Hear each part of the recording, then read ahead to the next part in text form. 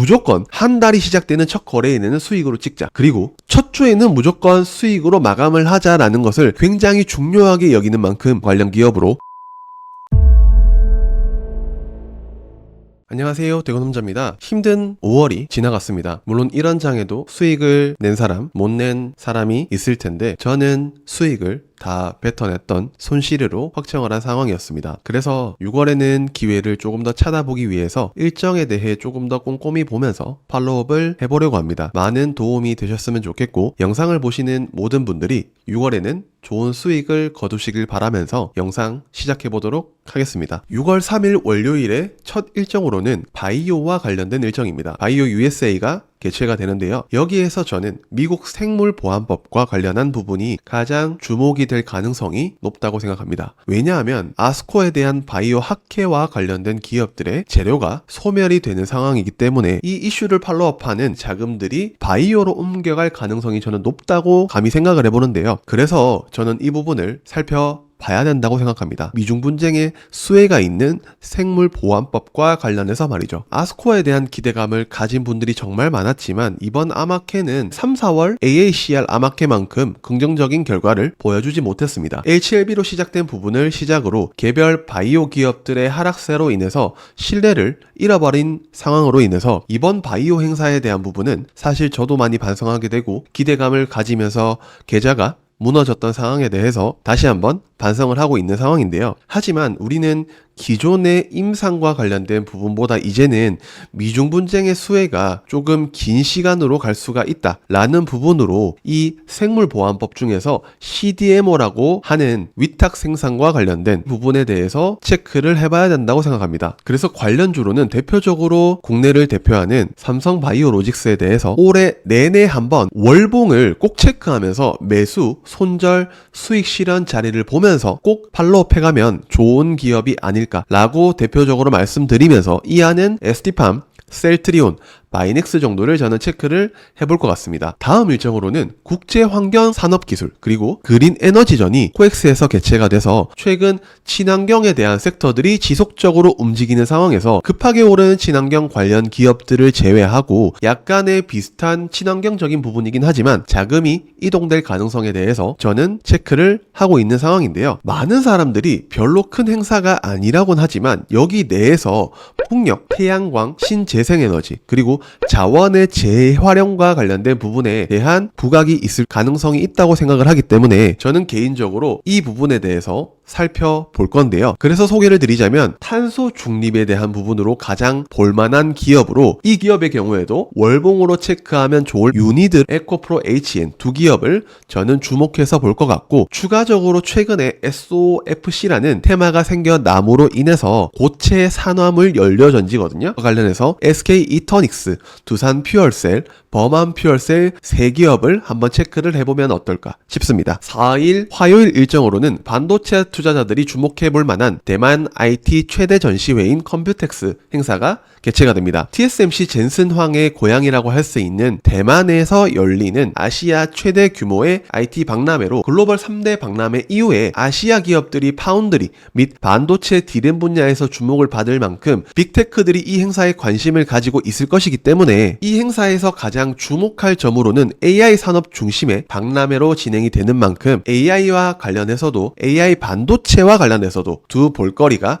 함께 공존할 행사라고 생각이 됩니다. 이 행사에서는 글로벌을 대표하는 기업들이 참여를 하는데요. 첫 번째로는 엔비디아가 개발하고 있는 맞춤형 실리콘에 대한 이야기의 가능성을 주목해 봐야 돼서 리노공업, ISC, 이수페타시스를, 두 번째로는 AMD가 이 행사에서 기조연설을 하는 만큼 차세대 CPU에 대한 공개 가능성을 보면서 AI가 접목된 PC 그리고 고성능 컴퓨팅 제품에 대한 부분으로 마이크로소프트의 코파일럿 PC 제품군을 위한 CPU를 공개할 가능성이 높지 않을까라는 생각을 해보면서 관련주로 TFE, 네오셈, YC 정도를, 세 번째로는 글로벌 반도체 기업이 가장 주목하는 인텔 CEO인 팻 겔싱어가 기조연설을 할 때 차세대 데이터 센터와 관련한 컴퓨팅 프로세서 및 AI 가속기, 파운드리 사업과 관련된 전반적인 사항을 공개할 것이라고 생각을 하는데요. 미국 정부를 등에 업은 대표적인 반도체 기업 인텔의 상황을 보면 인텔과 관련된 관련주들을 체크를 해봐야 된다고 생각을 했습니다. 그래서 관련주로 원익 IPS, 한양 디지텍, TCK 정도를 체크를 해볼 것 같습니다. 그리고 우리는 이 행사에 대해서 이제는 반도체에 대한 종목별 장세, 그리고 삼성향이냐 SK향이냐를 결정해야 될 때가 바로 이 일정 전후로 일어나야 되지 않을까라는 개인적인 생각이 있어서 삼성전자, SK하이닉스까지 체크를 해볼 것 같습니다. 5일 수요일 일정으로 가보면 최근 애플과 관련된 이 그룹주들이 심상치 않게 움직이고 있는데요. 바로 LG그룹입니다. LG전자가 열관리 솔루션으로 급등을 하고 애플의 중국 판매량에 의해서 LG이노텍과 같은 기업들이 급등을 하고 유리기판과 관련된 기업으로도 엮이면서 LG그룹들이 올해 방향성은 과거와 다를 것이다 라고 말씀을 드리는데요. 특히 이번에 미국에서 열리는 디트로이트 오토테크 행사는 자동차 기술 전시회로 소프트웨어 중심 차량인 SDV 기술을 뽐내는 자리라고 생각합니다. 여기에서 LG전자가 자동차 전장과 관련한 분야를 대표적으로 뽐내면서 자동차 전장 분야에서 글로벌 기업들이 경험한 바로는 LG만한 기업이 없다라고 생각하는 대표적인 일정이 될 것이라고 봅니다. 특히 이번 행사의 국내 IT 업체 중 LG전자가 유일하게 참석을 하는 일정인 만큼 주목도도 꽤 있을 것이라고 생각합니다. 여기에서 8월에 테슬라가 로보택시를 공개하게 될 예정인 상황에서 자율주행이 어느 정도 시장에서 주목을 받을 수 있는지 우리에게 가장 먼저 맛보기 행사가 될 가능성이 높기 때문에 주목해보면 좋은 행사일 것 같아서 소개를 드립니다. 여기에서 현대차 그룹이 자율주행 분야에 대해 지속적으로 공을 들이는 상황인 만큼 저는 현대차 그룹의 최근 행보에 대해서 매우 긍정적으로 의견이 변한 상황이기 때문에 이 부분도 꼭 주목을 하면서 이 행사와 관련된 SDV 및 자율주행 관련 기업으로 현대오토에버, 모트렉스,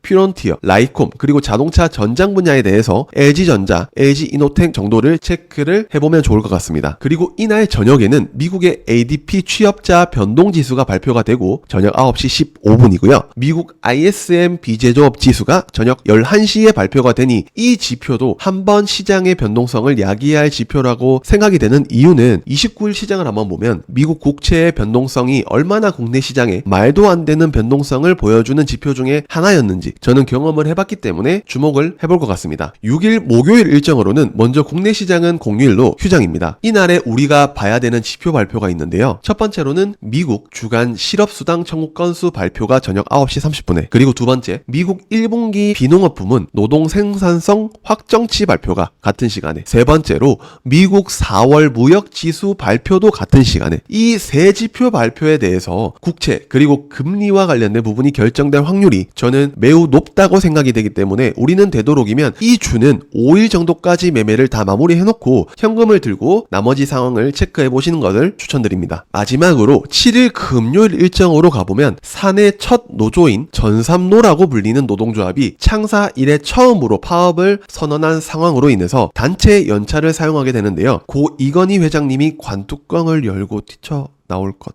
네.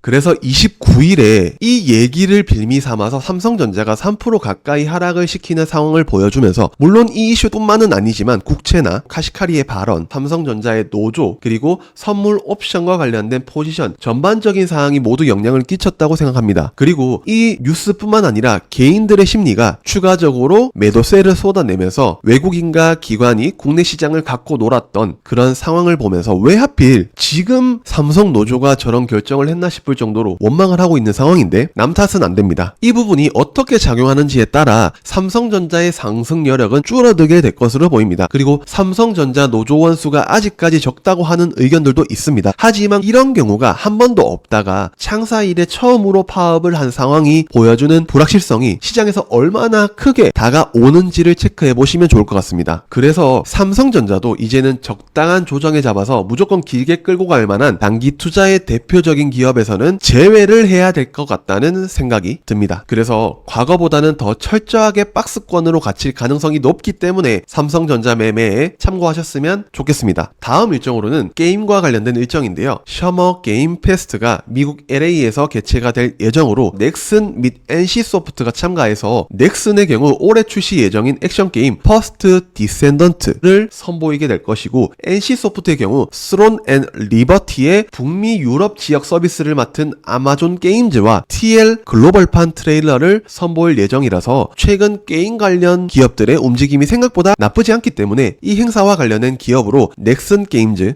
NC소프트를 체크해보면 어떨까요? 마지막으로 저녁 9시 30분에는 미국 5월 고용 동향 보고서 발표에도 사실 금리 인하에 대해서 아직 확실히 한다는 그런 이야기가 없고, 또 6월에 금리 인하 가능성이 높아진다 라는 뒤죽박죽인 이야기가 나오는 만큼 미국에서 발표되는 지표 발표에 따라서 우리는 지속적인 체크를 해야 된다는 말씀을 드리겠습니다. 이렇게 6월장이 시작되면서 첫 번째 주가 시작될 예정인데요. 제가 주식을 하면서 가장 중요하게 생각되는 루틴 중 하나는 무조건 한 달이 시작되는 첫 거래일에는 수익으로 찍자, 그리고 첫 주에는 무조건 수익으로 마감을 하자라는 것을 굉장히 중요하게 여기는 만큼 이 부분에 대해서 고심을 하고 만든 영상이기 때문에 꼭 참고를 해보셔서 좋은 결과가 있으셨으면 좋겠습니다. 그러면 다음 영상에서 뵙도록 하겠습니다. 안녕.